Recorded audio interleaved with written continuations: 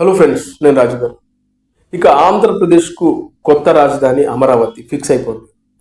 ఆంధ్రప్రదేశ్ పునర్విభజన చట్ట సవరణ బిల్లుకు లోక్సభలో ఆమోదం లభించింది. అమరావతి రాజధానిపై లోక్సభలో బిల్లు ప్రవేశపెట్టారు. 11 పార్టీల భాగస్వామ్యం అయితే 10 పార్టీలు ఈ బిల్లుకు ఆమోదం తెలిపాయి. 17 మంది సభ్యుల్లో 16 మంది సభ్యులు అమరావతి రాజధాని అని చెప్పి చేయికొట్టారు. ఒకే ఒక్క పార్టీ వాకౌట్ చేసి వెళ్ళిపోయారు.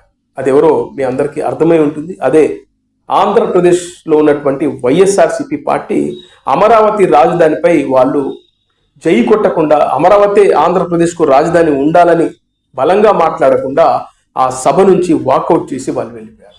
దీన్ని బట్టి మీరు అర్థం చేసుకోండి, అమరావతిని రాజధానిగా ఉండాలని జగన్మోహన్ రెడ్డి పార్టీ వైఎస్ఆర్సిపి ఒప్పుకోవట్లేదని మనకు మరోసారి స్పష్టంగా అర్థమైంది.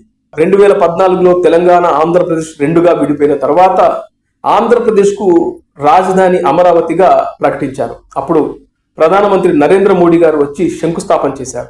ఆ తర్వాత వైఎస్ఆర్సిపి అధికారంలోకి వచ్చిన తర్వాత 3 రాజధానుల పేరుతో గందరగోళాన్ని క్రియేట్ చేశారు. ఆఖరికి విశాఖ ప్రజలే 3 రాజధానులను ఒప్పుకోలేదు.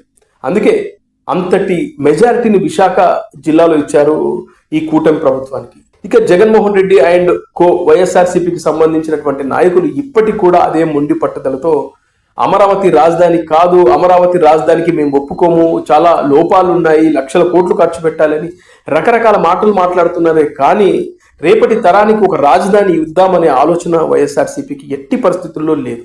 అందుకే ఇక్కడ కూటమి ప్రభుత్వం బలంగా నిర్ణయం తీసుకుంది.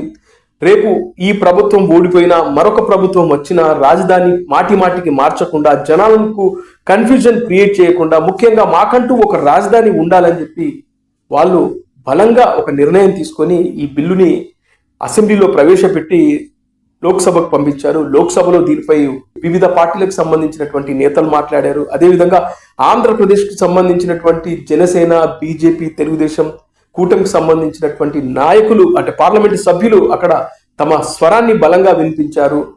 వాళ్ళు చెప్పింది ఒకటే, ఆంధ్రప్రదేశ్లో వైఎస్ఆర్సిపి ప్రభుత్వం ఉన్నప్పుడు 3 రాజధానుల పేరుతో ప్రజల్ని గందరగోళానికి గురి చేసింది. మాకంటూ ఒక రాజధాని లేదు, గౌరవ మర్యాదలు లేవు, రేపటి తరానికి రాజధాని ఏంటి అంటే ఏం చూపించాలి అంటూ తమ ఆవేదనని వాళ్ళు స్పీకర్కు చెప్పడం జరిగింది. ఆ తర్వాత ఈ బిల్లుపై 11 పార్టీలకు కానీ 10 పార్టీలు ఆమోదం తెలిపాయి. అదేవిధంగా 17 మందికి గాను 16 మంది ఈ బిల్లుకు ఆమోదం తెలిపారు. ఒకే ఒక్క పార్టీ వైఎస్ఆర్సిపి సభ నుంచి వాకౌట్ చేసి వెళ్ళిపోయింది. ఫైనల్గా అమరావతి ఆంధ్రప్రదేశ్కు కొత్త రాజధానిగా ప్రకటించడం జరిగింది. ఇది ఫైనల్. ఇక ఎవరు వచ్చినా, ఏ పార్టీ అధికారంలోకి వచ్చినా ఇక రాజధాని అమరావతి ఉంటుంది. మాటికి రాజధాని మార్చకుండా ఒక చట్టబద్ధత కల్పించారు అమరావతి రాజధానికి.